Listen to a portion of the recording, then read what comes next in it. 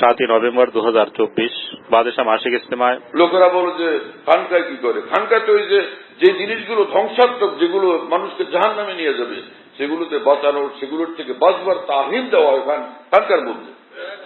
একজন লোক একদম মৌলবী সাহেব, সে দিনদার মানুষ বটে, কিন্তু খানকা সম্পর্কে স্পষ্ট ধারণা নেই। খানকা হলো তাসকিয়ার শোভা, যেটা রাসূলুল্লাহ সাল্লাল্লাহু আলাইহি ওয়াসাল্লামের শানে আল্লাহ পাক বলছেন পবিত্র কোরআনে, ইউআল্লিমুহুমুল কিতাবা ওয়াল হিকমাতা ওয়া ইউযাক্কিহিম। আমার নবী তাদের ইয়াতলু আলাইহিম আয়াতি, তাদেরকে কোরআনে পাক বিশুদ্ধভাবে শিক্ষা দেন। এতে দুই ফায়দা হয়। আরবদের শিক্ষা দিলে একদিকে কোরআনে পাক শুদ্ধ হয়, আর একদিকে কোরআনের কথাগুলো তাদের কাছে পৌঁছেও যায়। দুইটা। এই জন্য ইয়াতলু আলাইহিমের তর্জমা মুফাসসিরিনের কেউ বলছেন কোরআনে পাক বিশুদ্ধভাবে শিক্ষা দেন, আর কেউ তাফসীর করছেন যে এটা তাবলীগ, মানে কোরআনে পাকে যা যা আল্লাহ তাআলা বলেন সবটার তাবলীগ, সবকিছু পৌঁছায় দেন। কিছু লোক যারা উলামায়ে দ্বীন সম্পর্কে মনে করেন তারা আমাদের সঙ্গে আসে নাই, তারা দ্বীনের কাজে নাই, দাওয়াত ও তাবলীগের কাজে নাই, এটা তো ভুল ধারণা।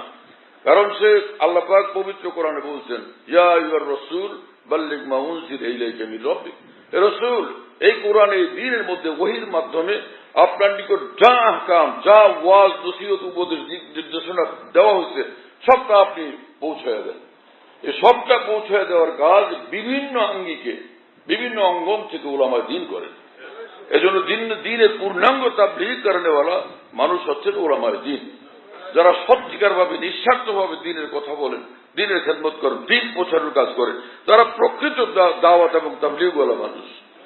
আর যে আমাদের এই ভারত উপমহাদেশে হযরত মাওলানা ইলিয়াস রাহমাতুল্লাহ আলাইহি যে দাওয়াত ও তাবলীগের নিজাম চালু করেছেন, সেটা সাধারণ মুসলমানদের ফায়দার নিঃসন্দেহে একটা ভালো সিস্টেম। সাধারণ মুসলমানদের মাওলানা ইলিয়াস রাহমাতুল্লাহ আলাইহি বলতেন এই কথা, এই যে 6 উসুলের উপর তোমরা কাজ করো তো দ্বীনের পিপাসা লাগবে, সব পয়দা হবে যে আমি আরো শিখি, আরো শিখি, আরো জানি, কামেল দ্বীনের উপর আমি চলবো। তো তখন তুমি কোথায় পাবা? হক্কানি উলামায়ে দ্বীনের কাছে গিয়ে জিজ্ঞেস করে করে সেভাবে নিজেকে চালাবে।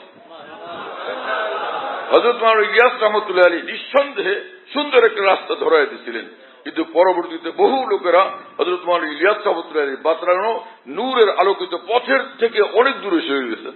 আবার বহু লোক সেই সহি পথের মধ্যে থাকছে। যারা সহি পথের মধ্যে থাকছে তারা অনেক কামিয়াব হয়ে গেছেন, আর যারা সেই ওনার বাতলানো নূরওয়ালা সেই রাস্তা থেকে সরে গেছেন তারা অনেক বড় ক্ষতিগ্রস্ত হয়ে গেছেন এবং বেশি ক্ষতিগ্রস্ত করে ফেলতেছেন উম্মতকে, মানুষদেরকে।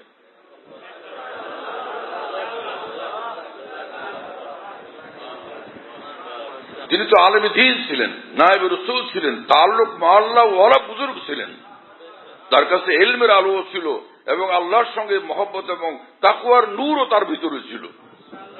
এবং আকাবের দ্বীন এবং বড় আউলিয়া উম্মত, মাশায়েখ উম্মতের সঙ্গে গভীর থেকে গভীর, নিকট থেকে নিকটবর্তী সম্পর্ক তার ছিল। কথা বুঝেন না? অর্থাৎ তিনি নূরের মধ্যে থাকতেন, নূরওয়ালা কথা বলতেন, নূরওয়ালা রাস্তা বাতলাইতেন। কিন্তু পরবর্তী লোকদের মধ্যে অনেকেই নিজেকে তার থেকে বেশি বুঝেন বলে মনে করতে শুরু করছেন। এরপরে এমন কিছু এই মানুষগুলো করে ফেলছেন কেউ কেউ যেগুলোর দ্বারা মানুষের বড় ক্ষতি হয়ে গেছে, উম্মতের বড় ক্ষতি হয়ে গেছে। কিন্তু এটা নিঃসন্দেহ হযরত মাওলানা ইলিয়াস রাহমাতুল্লাহ আলাইহির বাতলানো যে 6 উসুলের একদম নূরওয়ালা রাস্তা, এটাকে যে অনুসরণ করবে বুঝে শুনে হক্কানি আলেমদের থেকে পরামর্শ নিয়ে, সে নিঃসন্দেহে কামিয়াবির রাস্তার মধ্যে হাঁটবে।